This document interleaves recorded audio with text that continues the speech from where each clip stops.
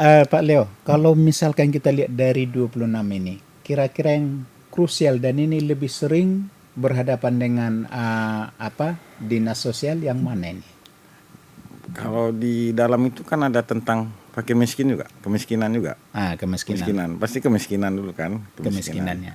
Jadi kemiskinan ini tadi disampaikan berdasarkan tugas pokok yang tadi 26 masalah sosial tadi, itulah kita turunkan ke dinas sosial. Dinas sosial. Kita turunkan ke dinas sosial Ya. untuk kita buat program-programnya. Jadi saya sebenarnya Pak Syihar sudah pengen lah menyampaikan kiat-kiat kita di dinas sosial. Boleh Pak, Jadi boleh. kan di Boleh, sini boleh disampaikan. di luar itu ya. Iya.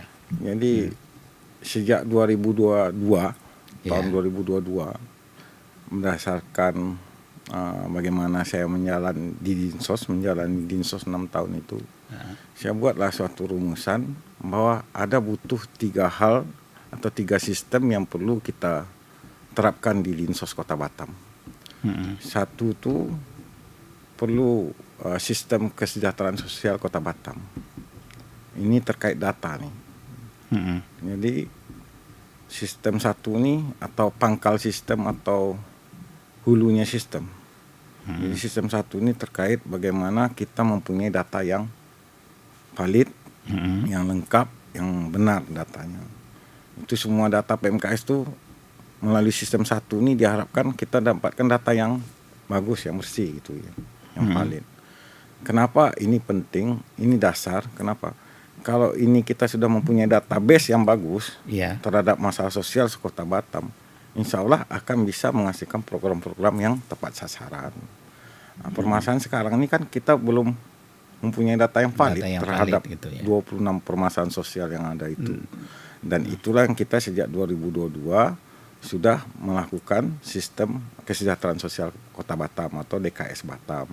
Dan sistem tersebut sudah dibuat oleh Kominfo kita. Terus nanti kita kerjasama, sudah ada personilnya juga, ada pencacah atau petugas pendata tiap kelurahan sudah ada 87 orang sekota Batam. Kemudian juga kita sudah ada menyiapkan PC-nya, PC komputer setiap kelurahan 1 unit yang hanya khusus bicara atau bekerja untuk data kesejahteraan aja. Untuk mendata gitu untuk ya. Data itu sampai aja. Saat ini datanya belum valid semua. Lagi berproses. Karena saya bilang kan kita menerapkan sistem ini, 3 sistem ini sejak 2022. 2022 ya. Itu ulunya sistem. Jadi dah sekilas. Kemudian itu sistem satu itu adalah untuk menjawab tantangan tadi. Mana data yang benar? Mana data yang valid? Batam punya nggak? Berapa orang miskin? Berapa orang disabilitas? Berapa lansia yang tak mampu? Berapa jumlah pemulung? Berapa jumlah dengan wanita dengan keturunan susilan? Harus punya kita database yang valid. Sampai saat ini data apa yang dimiliki oleh dinas? Ya, kita sekarang punya data. Iya. Tapi saya belum menjamin bahwa itu valid. Mudah-mudahan dengan sistem gitu ya? Satu ini kita bisa verifikasi lagi, bisa memvalidkan lagi. Itu sistem satu, dijelaskanlah proses kerjanya, orang yang kerjanya, sistem kerjanya. Kemudian masuk kita itu pangkal sistem, kemudian masuk kita ke sistem kedua, sistem tengahnya. Sistem penanganan PMKS Kota Batam. Apa tujuannya? Supaya menjawab bahwa seluruh masalah-masalah sosial yang ada di Kota Batam ditangani oleh Dinsos, ditangani oleh pemerintah Kota Batam. Itu cita-cita sistem kedua nih. Caranya bagaimana dibuat sistem kedua nih? Kami rekrut SDM. Ya. Kami bentuk namanya tim reaksi cepat. Tim reaksi cepat. Tim reaksi cepat dinas sosial. Kegunaannya apa? Untuk dapat merespon seluruh permasalahan sosial di Kota Batam. Terus sumber masalah sosial itu ada 2. Bisa melalui razia atau penjangkauan, bisa melalui rujukan. Rujukan ini pun sudah berkembang zaman sekarang. Ya. Kalau dulu rujukan tuh misal laporan dari kelurahan, dari kantor polisi, dari mana-mana, dari RT, dari RW, dari ini, itu rujukan. Yang rujuk ke kita permasalahan. Sekarang sudah berkembang di era zaman sekarang, medsos pun sudah menjadi rujukan kami. Jadi kalau ada muncul permasalahan sosial di media sosial, Iya. itu bisa kita jadikan dasar untuk kita tindak lanjuti. Itu sumbernya. Dan itu lebih banyak sekarang ini ya. Dan Lewat medsos. iya, lewat medsos ini tidak habis-habisnya. Terus itu kan sistem kedua Pak Syah. Iya, Sistem kedua ini sudah ada kantornya, kemudian sudah ada orangnya, Iya. kemudian juga ada sarana operasionalnya. Jadi lengkap, ada 3P-nya. Itu sistem Yang kedua. Jadi sistem kedua ini intinya supaya permasalahan sosial yang timbul di Kota Batam dapat ditangani oleh pemerintah Kota Batam. Itu sistem kedua. Sistem kedua ya. Boleh saya lanjut lagi sistem ketiga.